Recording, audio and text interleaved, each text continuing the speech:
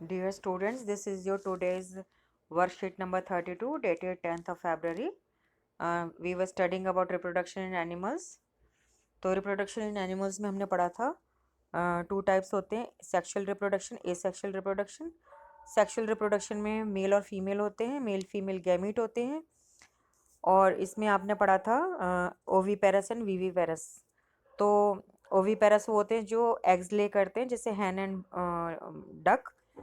और वीवीपेरस में आ जाते हैं dogs, cats, human being etcetera. ठीक है बेटा। और ओवीपेरस में ये भी बात थी कि there are two types of fertilisation, internal fertilisation and external fertilisation. तो इंटरनल फर्टिलाइजेशन तो हैन और डक में हुआ कि जो ओवा और स्पर्म है, जो मेल और फीमेल गैमेट है, वो डक या हैन की बॉडी के अंदर जो है फर्टिलाइजेशन होता है और फिर वो एग्स ले करती है, फिर उसमें से बेबीज निकलते हैं। ठीक है। और एक्सटर्नल में हमने फिश और फ्रॉग पढ़ा था कि एक jelly female frog and fish, they lay eggs in a jelly like substance which keeps the moisture, and male leaves his sperms in that jelly like structure, or in that jelly like structure which is laid in water, fertilization takes place. तो today मतलब I just want to से कि जो frog होता है जब वो eggs ले करता है, तो द थिंग इज नोटेड कि whenever the young ones come out from the eggs they are not like their parents. यानी उसमें से एग्स में से लार्वा निकलता है और वो मेंढक की जैसे नहीं होता। It is not like his parents, मतलब it is not like frog. उसको टेडपोल कहते हैं। It is more like a fish. इसकी कोई लेग्स नहीं होती, इसके फिन्स होते हैं, टेल होती है। धीरे धीरे ये टेडपोल जो है ग्रो करता है और इसकी जो फिन्स है, इसकी जो टेल है, वो साइज में डिक्रीज होती है, उसके फ्रंट लेग्स निकलाती हैं। फिर धीरे धीरे ये पूरी जो टेल है इट इज़ डिजॉल्व्ड और it forms into hind limbs. पीछे वाले लिम्स निकल आते हैं, हाइंड लिम्स निकलाते हैं इसके। Then the small frog grows to become adult frog. तो एडल्ट, एग्स एंड टेडपोल, तो ये इसकी लाइफ साइकिल है। Adult will lay egg, eggs will turn into tadpole, tadpole will turn into adults. In the same way जो है you if you remember your class 6 and 7th book, you learn about life cycle of a silkworm. बल्कि worm भी नहीं होगा, silk moth, moth MOTH, moth. Silk का जो कीड़ा होता है जिसको हम कीड़ा कह देते हैं, सिल्क मॉथ। तो उसको देखेंगे, उसमें भी क्या होता है कि जो एग्स होते हैं, एग्स में से लार्वा या कैटरपिलर निकलता है। लार्वा बेटा है साइंस, हिंदी में साइंस में बोल देते हैं, इंग्लिश में हम कैटरपिलर बोल देते हैं। वो जो होता है अपने चारों तरफ, जब वो इतना प्रोटीन इकट्ठा कर लेता है कि वो बहुत ग्रो हो जाता है, तो वो अपने चारों तरफ एक स्ट्रक्चर बनाता है जिसको कोकून कहते हैं। उस कोकून के अंदर प्यूपा होता है। जो प्यूपा होता है वो एडल्ट में चेंज होकर निकलता है, एक तितली की तरह से निकलता है। तितली नहीं बोलेंगे बेटा, तितली की तरह जैसा, मॉथ बोलते हैं उसको, वो बनता है। तो यहाँ पे भी एग्स में से जो लार्वा निकला वो एडल्ट की तरह से नहीं था।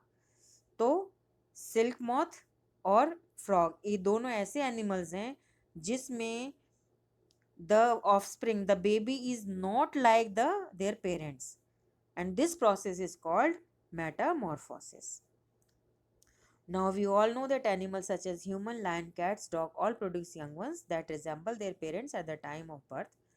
But did you know that there are few organisms that produce young ones that do not resemble with their parents? Can you name them? Yes, frog and silk moth. Recall the life cycle of silk worm. Silk worm नहीं बोलेंगे, silk moth बोलेंगे बेटा, गलती ठीक कर लेना। Which we have already learn in class 7। We see that the caterpillar और pupa of silk moth look very different from the beautiful adult moth. The features that are present in the adults are not found in the young ones. Frog is another such example. आगे पढ़ते हैं। The eggs fetch to produce the larval stage of frog in which it is known as tadpole. The tadpoles have tails and fins just like the fishes have. They are able to swim in water like fishes. Now the tadpoles grow into an adult frog that loses tail and fins and capable of jumping and swimming. Thus we can say that transformation of the larva into an adult through drastic change या special change आप लिख सकते हैं इसमें, special change is called metamorphosis. Now another question is what about the changes that we observe in our body as we grow. तो आप अपनी body में क्या चेंज देखते हो? Do you think we too undergo metamorphosis? Certainly not. In human beings, body parts similar to those present in the adult are present from the time of birth. So we can say that metamorphosis is not seen among human beings. तो जो babies अपने बच्चों को जो जो babies जो होते हैं वो अपने पेरेंट्स से रिजेंबल करते हैं at the time of birth, तो उसमें मेटामॉर्फोसिस नहीं होता. ठीक है. Now answer the following questions. Question one is defined Metamorphosis, give two example. तो ये आप यहाँ से दे सकते हैं. Explain in short the life cycle of silk worm, silk moth. इसका आप देख लीजिएगा, 7th की बुक में से अच्छा मिलेगा आपको. Third is explain briefly the life cycle of frog. तो आपने ये डायग्राम बनाना है और फिर एक्सप्लेन करना है. यही डायग्राम बनाना है, ये वाला नहीं बनाना, ये वाला डायग्राम बनाना है. Fourth is does metamorphosis occur in human being? Explain no, metamorphosis does not occur in human beings. यहाँ से आप आंसर लिख देंगे, ये आंसर 4 हो जाएगा आपका. ठीक है. और keep your self safe from COVID-19.